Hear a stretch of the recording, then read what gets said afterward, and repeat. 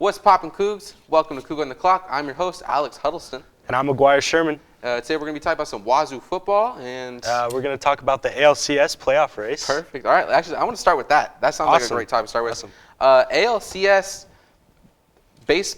Wow. ALCS. We got the Houston Astros. Wow. I am on fire right now. Houston Astros versus the Boston Red Sox. Houston Astros returning for their 5th time in a row. What do we got? What's going on? First off, I'd like to say ALCS is a little bit of tongue twisters. I'm not going to hold it against you. It's hard. But Houston back here for the 5th time.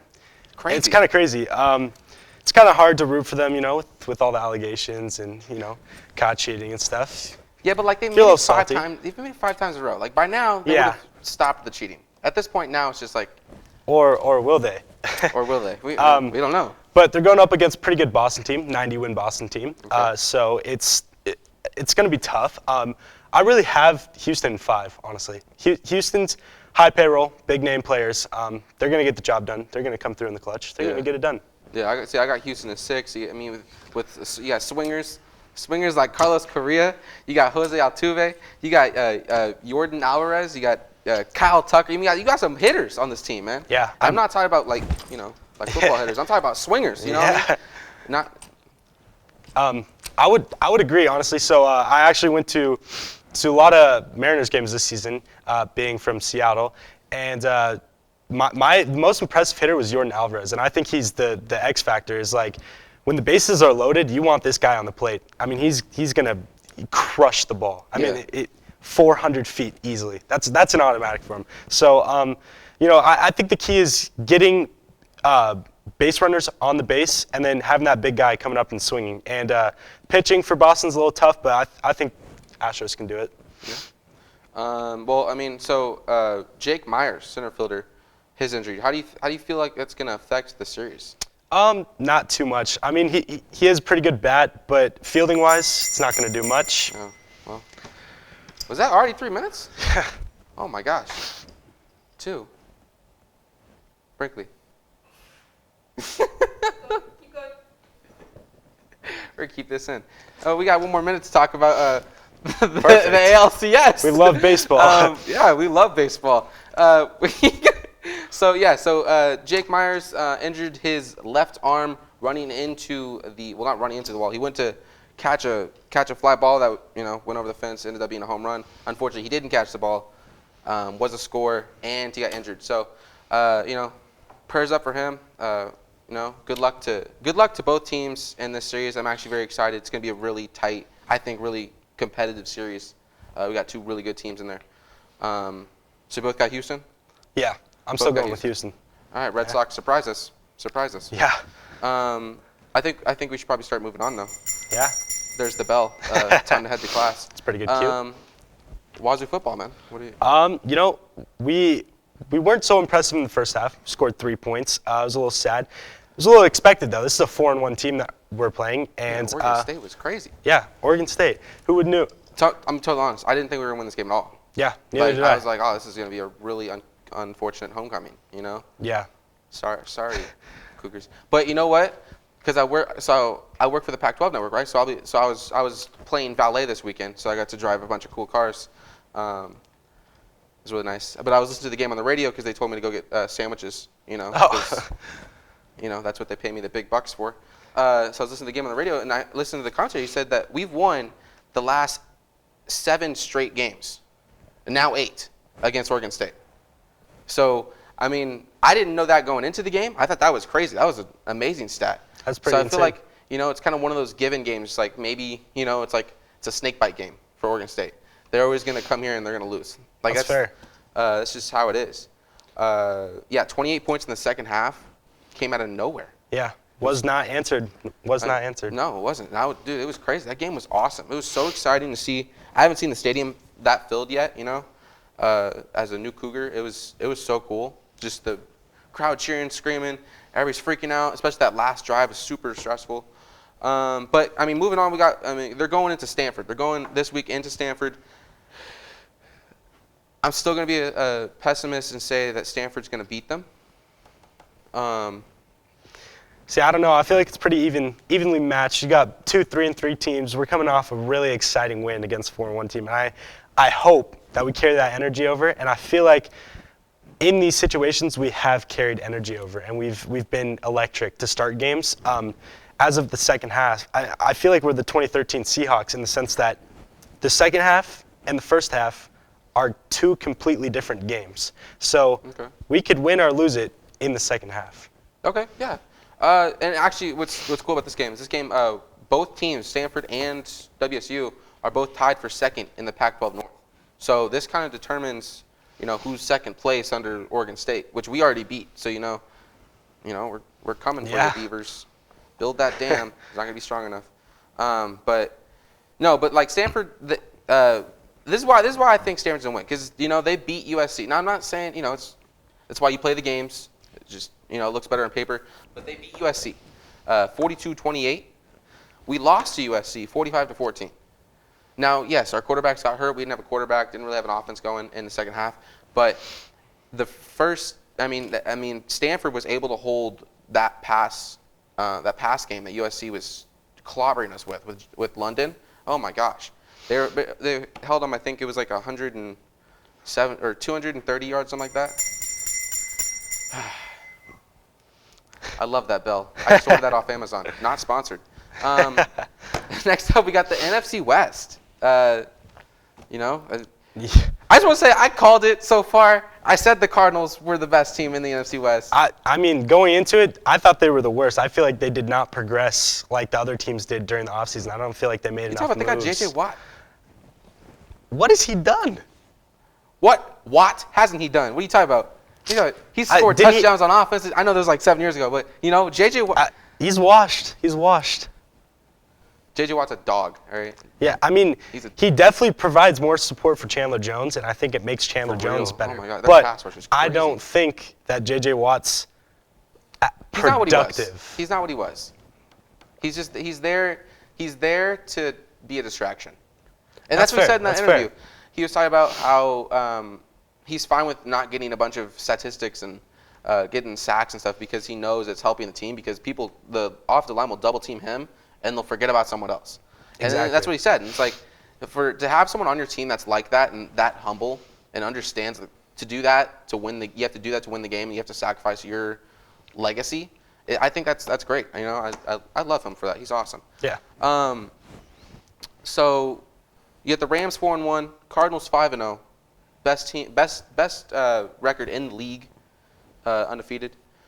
Seattle and SF down at 2-3. We'll talk about that another time. We got the. It's painful. It's really painful. Yeah, it is. It's unfortunate. I'm a faithful Seahawks fan, but right now it's not looking too good. And in the offseason, I wasn't too high on all the moves, and I was honestly saying we need a restart. You can't pay the quarterback that much money and then expect big guys to want to come play for you on defense, because there's not a lot of money there. Yeah. There's not a lot of money to pitch forth, getting big defensive guys. And when you have old players like Bobby Wagner that you have to show a little bit of loyalty to, and you want to show loyalty to because they are really good, you don't have all that money. So we're not going to be able to make the big trades or sign the big name players. Therefore, we're getting all these rookies and all these washed up veterans coming to our program, and our cornerbacks. That's where it's hit us the hardest. Oh my gosh. Yeah. We're gonna stop being depressing real quick. What's your Super Bowl pick for the year? What do we got? The early picks. We're only 5 games in. What do you got? So the Bills were off to a slow start, but honestly, I love the tempo they've picked up, and that's kind of my AFC team. As an NFC fan, like you kind of pick your AFC team in case stuff goes wrong, right? Because in the NFC West, anything's possible. Mm-hmm. So that's kind of my AFC team. Big fan of Stephon Diggs. Big fan of Josh Allen. Won in overtime. Keep going. Yeah. So I got the Bills, and honestly, I'm gonna choose the Rams. I don't think the Rams are gonna lose to the Cardinals. Okay. I got personal pick. I have the Niners. We're coming back, baby. You're telling me there's a chance. We got the Niners versus This is like a dream pick, you know. So it's like Niners versus the Chiefs or the Ravens. So both teams that have beaten us in the Super Bowl in my lifetime. You know, I want to. It's our turn now, you know. I am the captain now. You know what I mean? It's like. Yeah, I'm sure some of you watching are looking for realistic takes. Okay, realistic. All right, so realistic, and I know you're going to say it's not realistic, but I'm going to say Cardinals and Bills. I mean, that's fair. That's fair. So, you know. You got a 5-0 team after week 5. Yeah, you know, you can switch it around. I think we can both agree the NFC West is going to the Super Bowl. The NFC West is the team. Yeah. Is the league. Yeah. So, okay, we're heading way into overtime. We're going to go kick a field goal, Justin Tucker, into our next topic, into the quarterback competition, the young quarterback competition. Who's taking over the league? Yeah, I mean, move out the old, bring in the new, right? Yeah, so Brady, you know. Yeah. Out, man. He's still amazing. You can't discredit whatever he's done. But now we got Herbert last year, breakout rookie. You got Mahomes. Dog. You got Josh Allen. Dog. You got Lamar Jackson. Dog. And Kyler Murray. All dogs. These are all teams that are really good as well. Therefore, these players are obviously going to be on a spotlight. So, I really like Justin Herbert. And we were kind of talking about this before, but I like long hair. Long hair. That's fair. That's a fair. It is. It's a real question. That's a serious question. That's like serious Pepsi. Not sponsored. No, but Herbert, for real, he's on a team surrounded by, you know, little name offensive players or people who don't get respect for their position that are honestly just helping him tremendously. I mean, you got Keenan Allen, Mike Williams, yeah. Oh my gosh. If you have him in fantasy, dude, you're winning. You're winning your league. I am, but I'm in second place. Getting that money, bro. But I mean, even Keenan Allen, who's not having the most productive year, is still having productive year. And then you also have Austin Eckler. I haven't heard his name once this year, but he's so consistent. He does it day in and day out. He is so much help to Justin Herbert. Yeah. And aside from all this talent surrounding Justin Herbert himself is very, very talented. And we were talking about this before. Justin Herbert has this aura about him where he just has this effortless throw. And that, in my opinion, that's how you can tell if a quarterback is truly a dog, as you would say. They have this throw where he could heave it 70 yards down the field, and it looks like, you know, just a 20-yard shovel pass, right? Right. It's crazy. And you said earlier, Mahomes looks like he's throwing throwing darts. It's weird. Literally, I mean, like it's just a flick. It's just a flick. It's crazy, man. But yeah, I mean, Herbert is definitely top of my list, but I would have to say Josh Allen is still number one. I'm not a Bills fan, but I love the Bills. You can't hate on that team. You can't hate on the team. They're from the mud. They're from the mud. They're from the mud. They're kind of like a Phoenix Suns, you know? They've been working on it a couple years. It's like a dream team. Yeah, exactly. And but Josh Allen as well as Herbert has that effortless throw, and it is truly inspiring to watch. So how would you rank these 5 quarterbacks?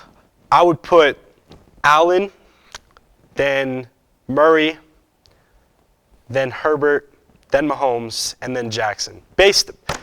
My definition of a quarterback is arm talent, and Lamar Jackson is a really good quarterback, but arm talent to these other 4 guys, he does not compare. So we're throwing it overtime. This bell is, you know, 3 minutes is not enough, right? I'm a Lamar hater, you know. I don't care for him, honestly. I think he's overhyped. My thing is he does have the arm talent. But the issue is like he doesn't put up the numbers. He has 8 touchdowns out of this group. That's the lowest out of this group. 3 interceptions. That's the second most. But he has, I think, the second most yards, I believe. Yeah. Yes. So I think he's able to move the ball because he has 340 rushing yards, 3 touchdowns. He has 5,000 passing yards. You know, he's able to move the ball down the field. He's just not able to score.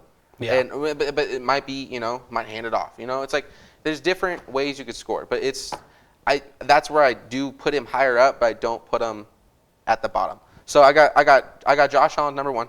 You know, I love Josh Allen. Love playing with him in Madden. Yeah. Then Lamar Jackson number 2. I know. You just hated on him. I know. As a Lamar Jackson hater, I put him at number 2. Over Murray? Over Mahomes, over Murray, and then Herbert is 5th, only because he's new. Only because, it's 1 That's- year in.